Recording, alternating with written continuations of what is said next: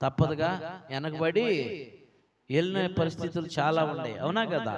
అలా సారా కూడా వెళ్ళింది. వెళ్ళినాక దేవుడు ఏం చేశాడు తెలుసా? ఏ దేశానికి తీసుకెళ్ళి ఉంటాడు? కరువు, భయంకరమైన కరువు దేశానికి తీసుకెళ్ళాడు దేవుడు. వెళ్లే మార్గంలోనే చాలా మంది రాలిపోయారు. భయంకరమైనటువంటి ఇబ్బందులు, భయంకరమైనటువంటి గొడవలు. అందరూ అబ్రహాముని దుమ్మెత్తిపోతున్నారు, ఆకలితో అల్లాడిపోతున్నావు, నీ మాట విని మేము నియమం వచ్చాము, సరైనటువంటి ఆహారం లేదు, సరైనటువంటి నీళ్లు లేవు అని చెప్పి భయంకరమైనటువంటి పరిస్థితుల్లో ఆయన్ని దుమ్మెత్తిపోస్తున్నా కూడా అబ్రహాము విశ్వాసం మాత్రం విడిచిపెట్టలేదు పిల్లారా. ఎందుకంటే వాగ్దానం చేసిన వాడు నమ్మదగిన వాడు. నీ జీవితంలో దేవుడు నీకు వాగ్దానం చేయబోతున్నాడు. పాత సంవత్సరం అంతా ఈ 2025 సంవత్సరం గతించిపోబోతుంది. నూతన సంవత్సరం అడుగు పెట్టబోతున్నావు, నూతన వాగ్దానం పొందుకోబోతున్నావు. నీ జీవితంలో నూతన వాగ్దానం నువ్వు నెరవేర్చబడాలంటే, నీ జీవితంలో ఆ వాగ్దానం నీ పక్షంగా నెరవేర్చబడాలంటే నువ్వు కూడా ఏం చేయాలంటే ఒక గట్టి తీర్మానం తీసుకోవాలా. నువ్వు కూడా ఒక గట్టి తీర్మానం తీసుకోవాలా. ఏ తీర్మానం? దేవుని సన్నిధి నేను ప్రారంభంలోనే ఉంటాను.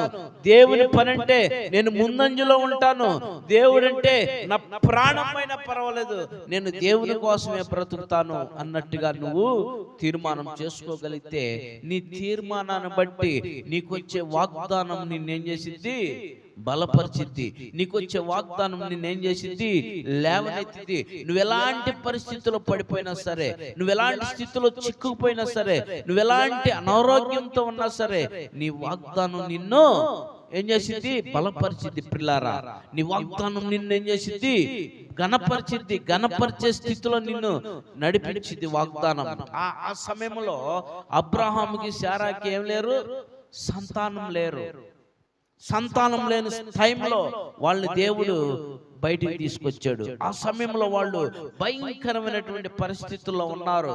ఆహారంకి అలవటిస్తున్నారు, నీళ్లు దొరకట్లేదు, శత్రు సమూహం వెంటాడుతుంది. అయినప్పటికీ కూడా ఆ విశ్వాసాన్ని వాళ్ళు గట్టిగా పట్టుకొని ముందుకు సాగుతూ ఉన్నారు. ముందు సాగుతున్న సమయంలో దేవుడు వారికి తెలియపరిచిన మాటలు ఏందో తెలుసా? చదువమ్మా మాట 2వ వచనం కూడా. ఆదికాండం 12వ అధ్యాయము. నేను చూపించే దేశానికి వెళ్ళు, గొప్ప జనముగా చేసి అమ్మా నిన్ను గొప్పగా. చూడండి, అప్పుడు దాకా ఏం లేదంట, సంతానం లేదు. నిన్ను గొప్ప జనముగా చేసి నిన్ను ఆశీర్వదించి అమ్మా నీ నామమును గొప్ప చేయుదు, నిన్ను ఆశీర్వదించి నీ నామాన్ని గొప్పగా చేయుదును. నీవు ఆశీర్వదింపబడుదువు, నిన్ను ఆశీర్వదించు వారిని ఆశీర్వదించెదను, నిన్ను దూషించు వారి సంతతిను శపించెదను. చూడండి, అర్థమైందా?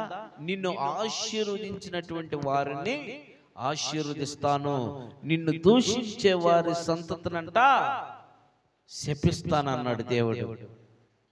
అబ్రహాం జీవితంలో నెరవేరిపోయింది. అబ్రహాం పట్టుకున్నారు ఎవరు? ఫరో పట్టుకున్నారు. ఫరో టీం పట్టుకున్నాక అబ్రహాం ఏం చేశారు? దూషించారు. దూషించాలని ఏమైంది? దేశం మొత్తం కూడా ఏమైపోయారు? గలిబిలైపోయారు. దేశం మొత్తం కూడా రోగంతో పడిపోయారు. పిల్లారా, ఆ రోగంతో పడిపోయిన తర్వాత ఏమై అలవటిస్తూ ఉన్నారు. ఏంటయ్యా ఈ పరిస్థితి? ఏంటి? దేని వల్ల వచ్చిందని అలవటిస్తూ ఉంటే వాళ్ళందరూ కూడా చూడండి, అబ్రహామును పిలిపించి, అయ్యా నువ్వు అబద్ధం చెప్పావు, మాకు నీ భార్యను నువ్వు తీసుకొని వెళ్ళిపో, మాకు కంటికి కనపడినటువంటి స్థలానికి నువ్వు వెళ్ళిపో అని చెప్పేసి పంపించేశారు. పిల్లారా, వాళ్ళు వెళ్ళిపోయారు. వెళ్ళిపోయినాక ఆ ఆశీర్వాదాలు ఎలా వచ్చినాయో తెలుసా? చూడండి, ద్వితీయోపదేశ కాండము చూడండి 7వ అధ్యాయం 13వ వచనంలో ఎలా వచ్చిందో ఆశీర్వాదం చూడండి. ఈ వాగ్దానం అబ్రహాం జీవితంలో నెరవేర్చబడ్డది. అబ్రహాం ఇంటిని వదిలిపెట్టేశాడు, బంధువులను వదిలిపెట్టేశాడు, రక్త సంబంధికులు వదిలిపెట్టేశాడు, వెళ్ళిపోయాడు. దేవుని మాటను నమ్మి, దేవుని మాట మీద విశ్వాసంతో వెళ్ళిపోయాడు. వెళ్ళిపోయినాక ఆశీర్వాదం ఎలా వచ్చిందో చూడండి. చదవమ్మా 13వ వచనం. ఆయన నిన్ను ప్రేమించి ఆశీర్వదించి అభివృద్ధి చేసి ఆయన నిన్ను ప్రేమించి ఆశీర్వదించి అభివృద్ధి చేసి అభివృద్ధి చేసి నీకు ఇచ్చేదను నీ పితరులను ప్రమాణం అబ్రహాము చేసిన ప్రమాణం నీ గర్భఫలమును నీ భూఫలమును అమ్మా నీ ద్రాక్షారసమును నీ నూనెను నీ పశువుల మందలను నీ గొర్రెల మందలను మేకల మందలను నీకు దీవించును. చాలు. హల్లెలూయా. నిన్ను గొప్ప జనముగా చేసి గొప్ప జనం అంట చేశాడా లేదా? గొప్ప జనం అమ్మా, గొప్ప జనం చేశాడా లేదా? నువ్వు నేను మనమందరము కూడా అబ్రహాము యొక్క సంతానం వారము. మరి అబ్రహాముని గొప్పగా చేశాడు. అబ్రహాం ఏం చేశాడు? ఒక్కటి మాత్రమే ఉంచాడు. ఏంటది? విశ్వాసం ఉంచాడు. ఒక్కటి మాత్రమే ఉంచాడు. విశ్వాసంతో ఎదురు చూశాడు. ఆ అబ్రహాము దేవుడు చేసిన వాగ్దానాన్ని బలంగా నమ్మాడు. నమ్మినటువంటి అబ్రహాము విశ్వాసం ఎలా అయింది?